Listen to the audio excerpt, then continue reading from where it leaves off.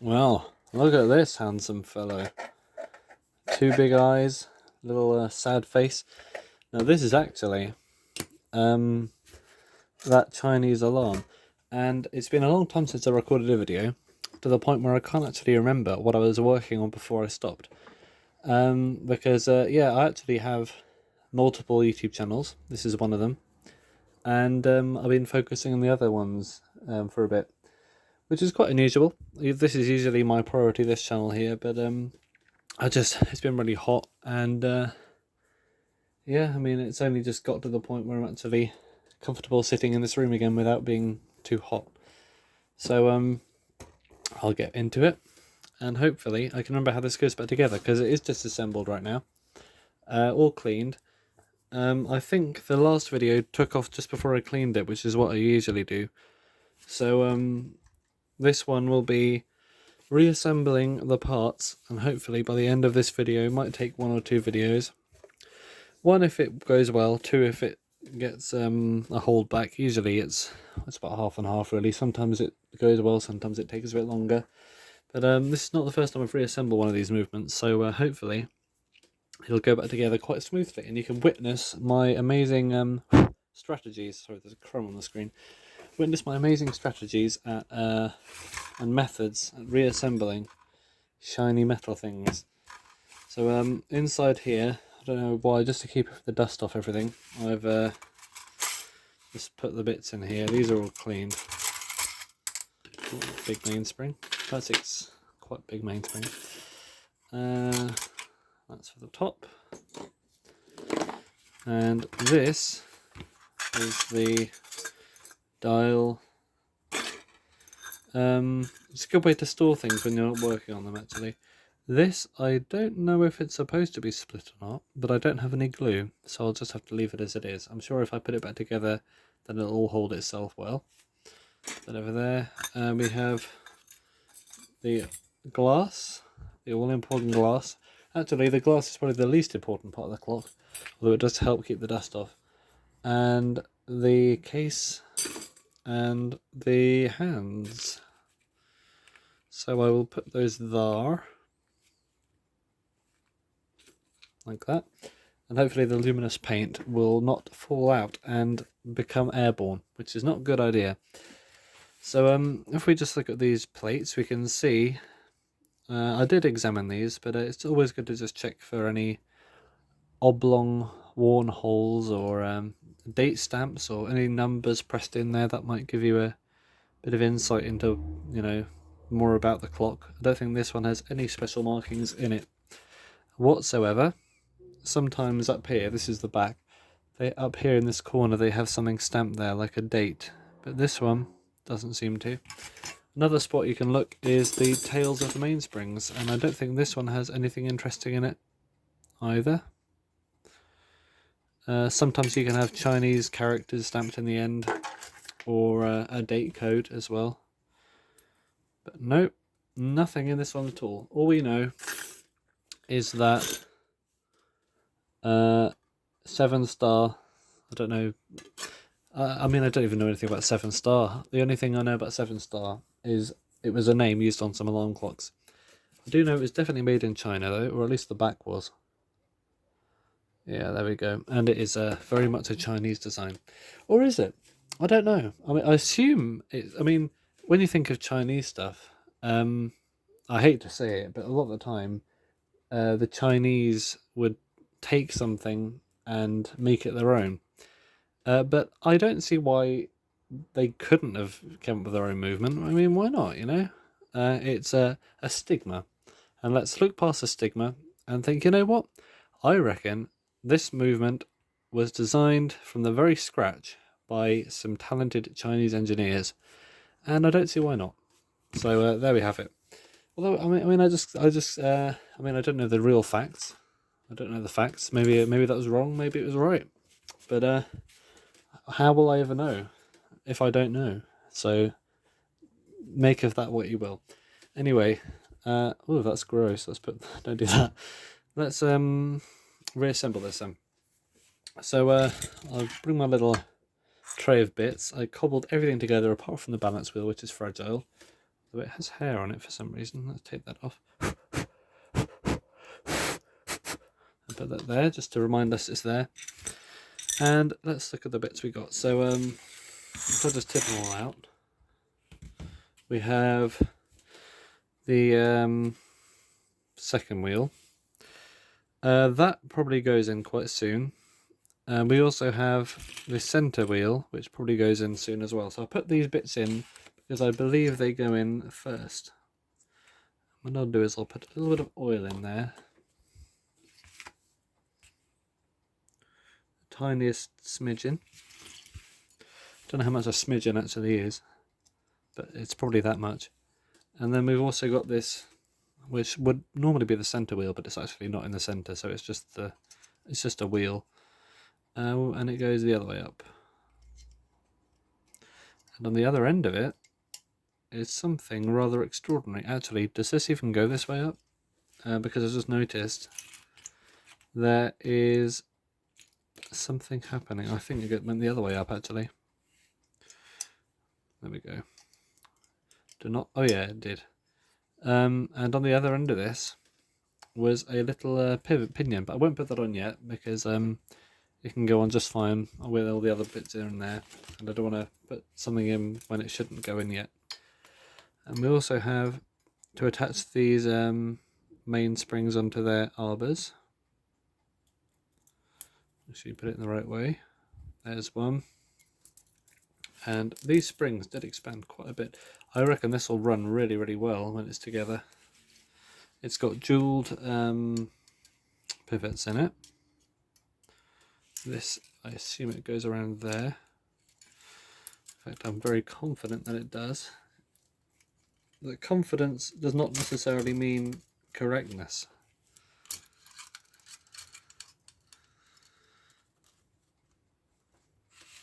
Or does it? No, it doesn't. So let's put that in there. I should become a philosopher or something. Ooh. Probably already am. Because I think, so therefore I am a philosopher. Right, let's put that in there. And that is a messy old spring, but that's how it's supposed to be, probably. So that's okay. And we've got more wheels to put in there, so let's put this on. I'm just going to put all the wheels in now. Actually, let's put the old other spring in, the alarm. For the alarm. And remember, this one didn't go around the pillar, but it instead went around that little black stub there, so I'll put that around there.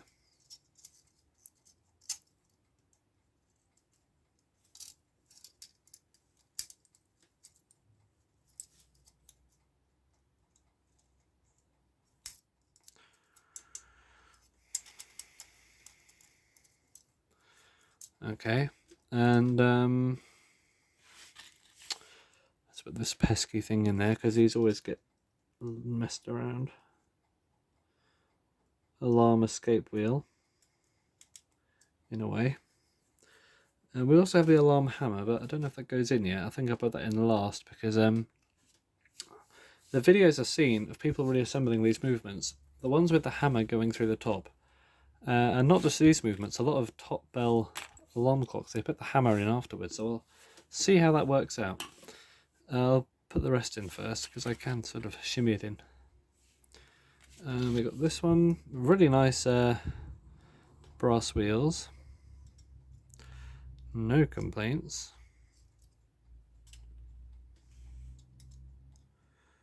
Wrong way up, that's why.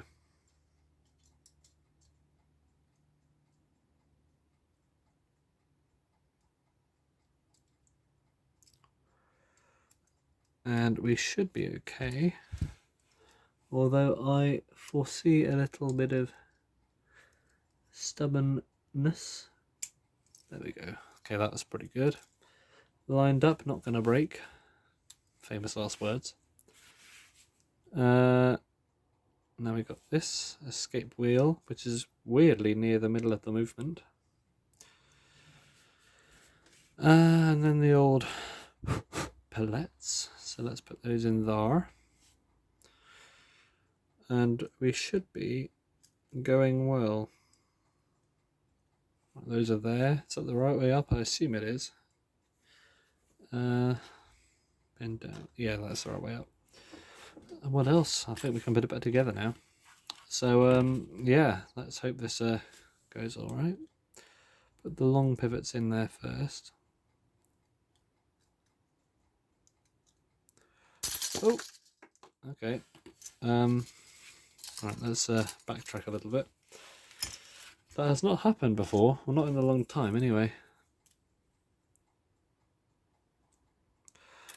Right, let's put it back in there.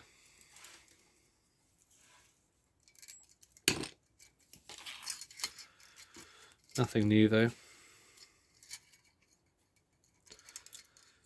Anyone who works on these things probably knows exactly what would happen.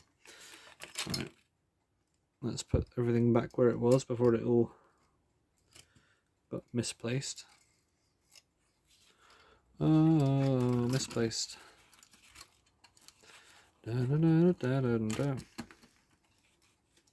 Okay, as soon as I saw your face, I put the plate back on,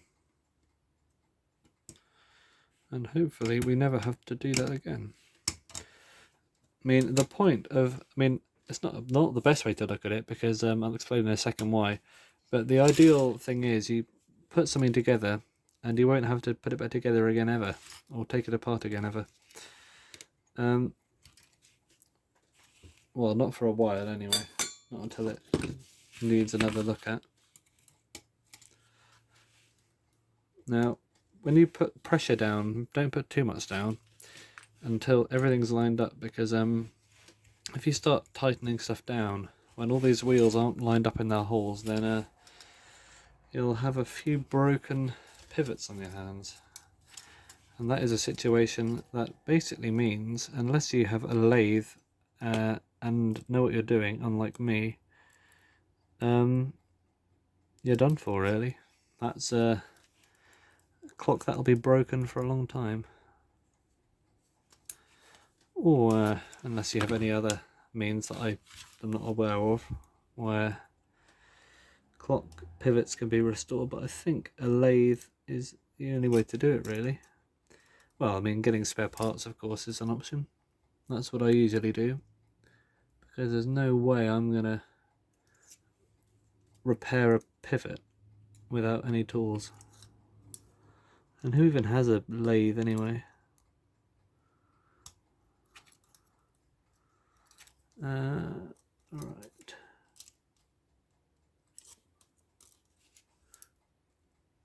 To be honest, I'd love a lathe. I'd love a wood lathe, actually.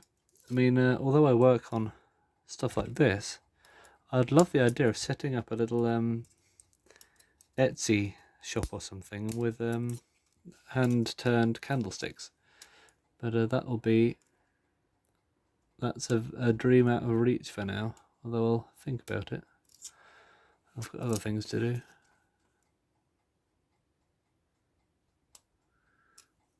Okay, we're nearly there. You can't even see what I'm doing. Sorry, I'm looking at the thing, not the camera. So apologise. Well, I apologise if you're not seeing what I'm seeing. But I think we're all there. We're alright. So I'll put a couple of nuts on. Nutting on. And hope that there's nothing I've missed out. I don't think there is. Apart from the alarm hammer, but I have a feeling that can go in afterwards. Alright, there, this is all good. That's all moving. Shifting around. Oh, hello.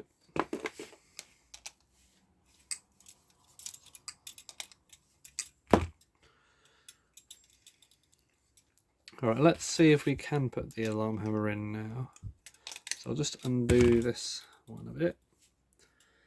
And here's the old hammer. Hammer Zammer.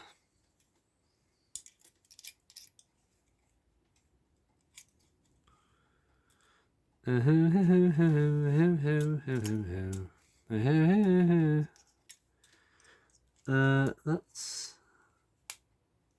not quite there yet.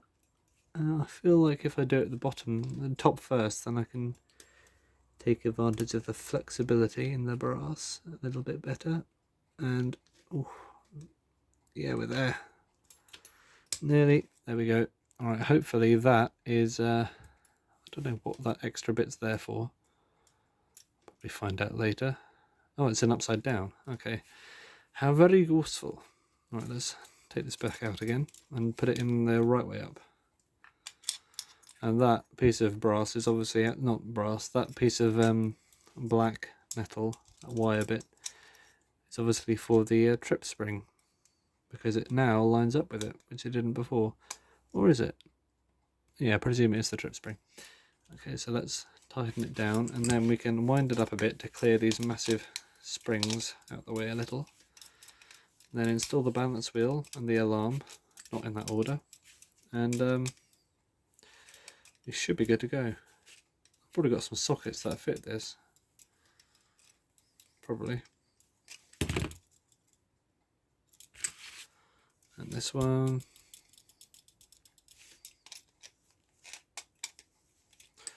Right, let's tighten these up a bit.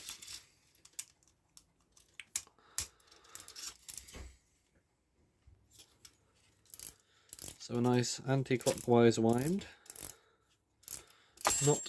Not atypical in any way. Although maybe it probably is, I don't know. Think about 60%, maybe 70% of mechanical alarms, probably about 80% actually, have anti-clockwise winding mainsprings.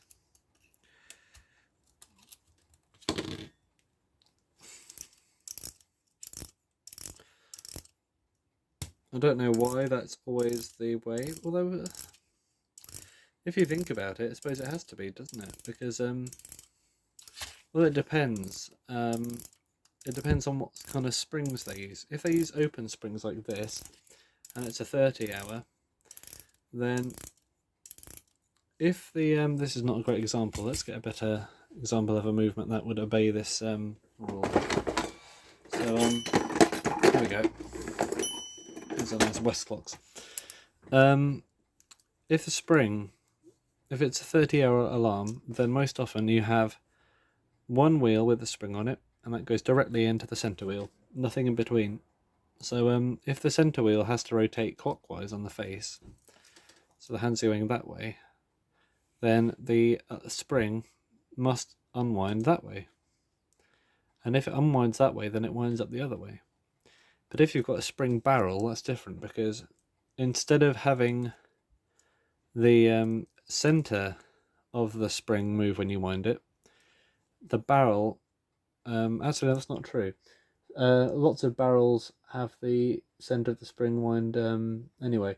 If it's a mantle clock and the here we go. If it's a mantle clock and the click ratchets in the middle, which it most often is actually on a mantle clock, like this. I mean, it's in a barrel, but when you wind it up, the barrel doesn't move. The inside moves. But on a lot of alarm clocks, like West clocks ones, the actual barrel itself, the outside of the barrel turns when you wind it, and it's the inside of the spring that doesn't move. So it really depends on what clock it is. So sometimes you can have exceptions, but most of the time when they have an open spring that's not in a barrel, then the springs wind anti-clockwise. The main spring anyway. The alarm spring sometimes about half and half varies. Most of the time it follows the same direction as the time, but sometimes it doesn't. I don't see why a lot of them don't have them going in the same direction, because an alarm, I don't see how an alarm spring going in one direction is any better than the other one, apart from having them both in the same direction, meaning you have to produce less, you only have to have one thing to make winding keys, because the threads are in the same direction. Anyway, back to this. This is wound up. When it's wound up is when you worry the most about it popping open. So let's put that other nut on there.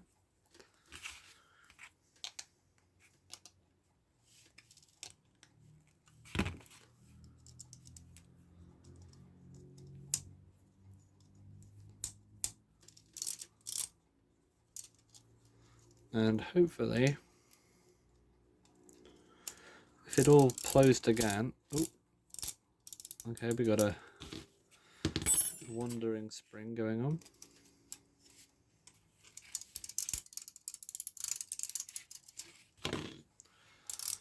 Hold that for a bit.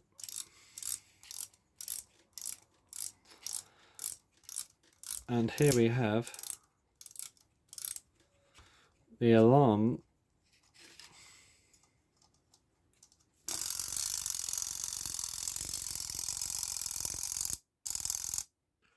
That hammer will hopefully hit both bells. Bit marginal that. I'll just bend that down a little bit.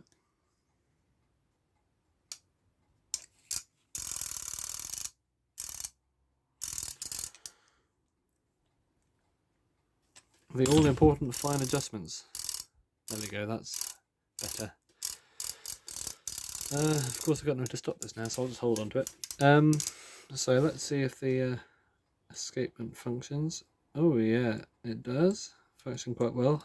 I'll need to oil this in a bit, but anything else I need to do first?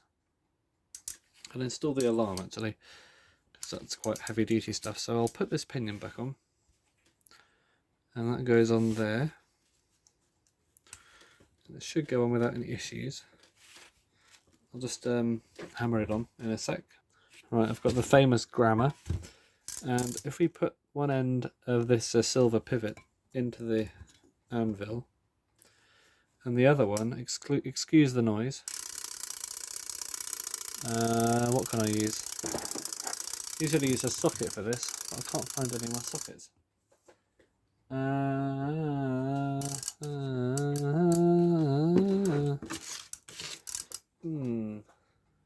Alright, instead I'll use this. And we can just hammer it down. Not much progress made there. Let's try again.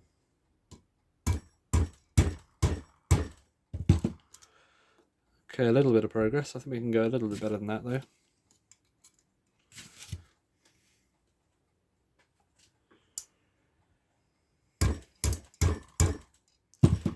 Of course, using that hammer, we end up with bits of green paint everywhere. But I feel like that is perfect. It has a tiny bit of play, but not much. Now hopefully I didn't miss anything out. But that goes there. This is where I've forgotten something important. Let's put the wheels on then. Oh, that seems to be perfect. I don't know, I'm just not used to that big protruding bit there, that shaft.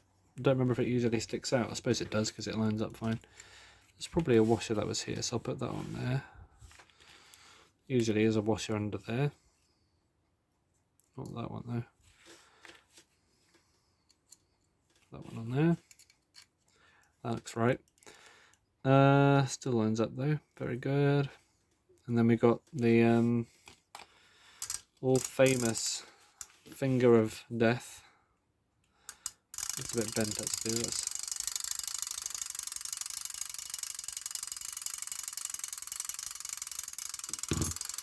Right, this video is getting a bit long. I'm going to see if I can make slightly shorter videos than usual, but this one's not seeming to work. Probably because I rambled on about mainsprings.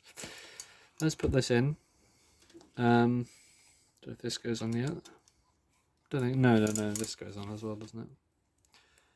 Right, the beat goes on. And this. Now there's probably a washer in there, so I'll put that on. And I reckon it's this one. So let's put that on the end of our thing.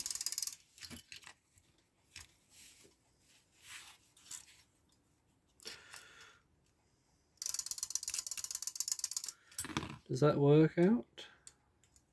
Probably does. Okay, good. Oh no, what have I done? It's all coming apart now. No. I will give that melody away for free if you want it.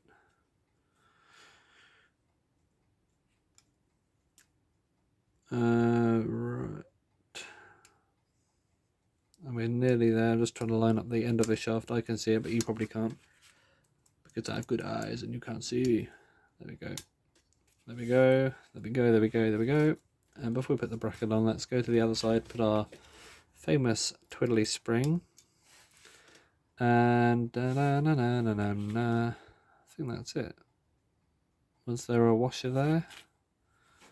Or wasn't there a washer there? It doesn't seem to be a spare one, so I'll just put this on like that. Probably wasn't a washer. Oh, spring gone weird. Spring gone weird. Gonna grow a beard. Right, beware people with beards.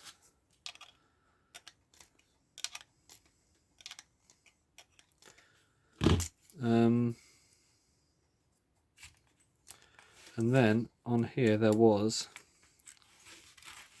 this very nice steel bracket.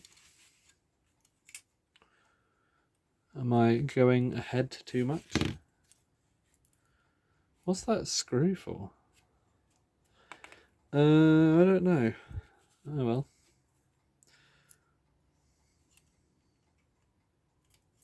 I'll probably remember. Oh no, that's for the button, the lever on top. Glad I remember that.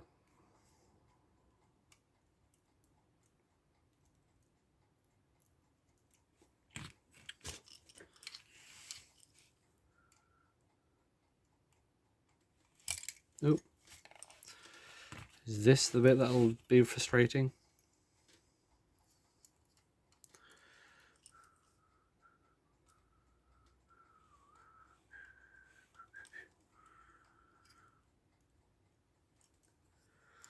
Yeah, there we go.